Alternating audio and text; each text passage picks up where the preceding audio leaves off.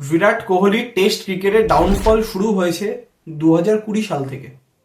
Last যদি মনে পড়ে তাহলে লাস্ট বর্ডার গাভাস্কার ট্রফি যেটা অস্ট্রেলিয়ার মাটিতে হয়েছিল, যেখানে প্রথম টেস্ট ম্যাচটা বিরাট খেলেছিল, সেখানে অ্যাডিলেডের মাঠে যে প্রথম ইনিংসে যে তিনি 70 বা 75 রানের যে ইনিংসটি খেলেছিলেন, যেখানে তিনি রান আউট হয়ে যান, সেই ইনিংসে লাস্টবার তাকে মনে হয়েছিল যে নিউ বল হোক ওল্ড বল হোক, তিনি স্ট্রংলি ব্যাটিং করছেন টেস্ট ক্রিকেটে। তারপর থেকেই কিন্তু তার ডাউনফল স্টার্ট হয়েছে, এটা একদম নিশ্চিত। তো এইবার যে বিষয়টি, যে বিরাট কোহলির এই ডাউনফলের সাথে আরও একজনের ডাউনফলের সিমিলারিটি রয়েছে। সেও হচ্ছে বিশ্বের অন্যতম একজন সেরা ব্যাটসম্যান ছিলেন, আমাদের সকলের ফেভারিট সাউথ আফ্রিকার হাশিম আমলা, যিনি সাউথ আফ্রিকারও one of the finest batsman.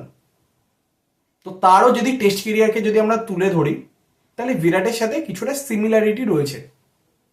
তো আজকে আমরা প্রপার স্ট্যাটিস্টিক্সের সাথে ডিসকাস করব। তো প্রথম ডেবিউয়ের পর, প্রথম 41টি টেস্ট ম্যাচের পর হাশিম আমলার রান ছিল 2771 এবং তার অ্যাভারেজ ছিল 40.75। এবং উল্টো দিকে বিরাট কোহলির 41 টেস্ট ম্যাচের পর রান ছিল 2994 এবং অ্যাভারেজ ছিল 44.03।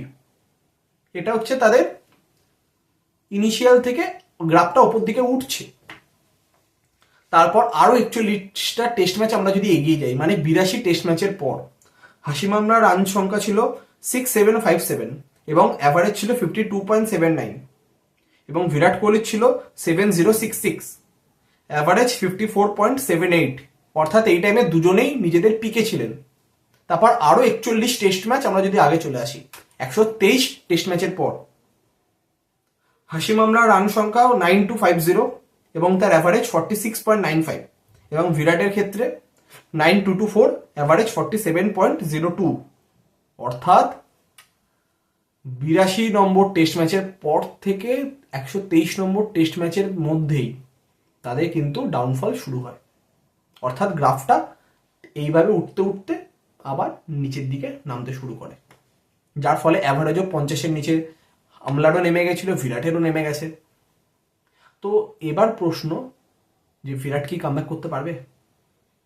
কারণ এরকম ডাউনফলের পর আমরা সেইভাবে আর হাশিম আমলাকে কামব্যাক করতে আমরা দেখিনি, তিনি কামব্যাক করতে পারেননি বয়সের সাথে, আর তিনি নিজেকে সেই জায়গাতে আর আনতে পারেননি।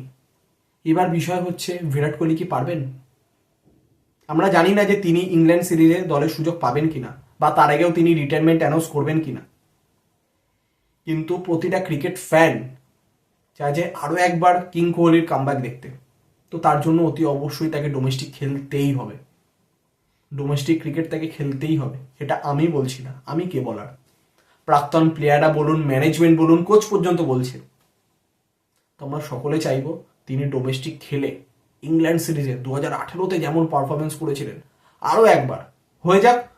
ধরে নিন ওটাই ওনার লাস্ট সিরিজ হোক, কিন্তু আমরা চাই বিরাট কোহলি এইভাবে যাতে টেস্ট ক্রিকেট থেকে সরে না দাঁড়াক।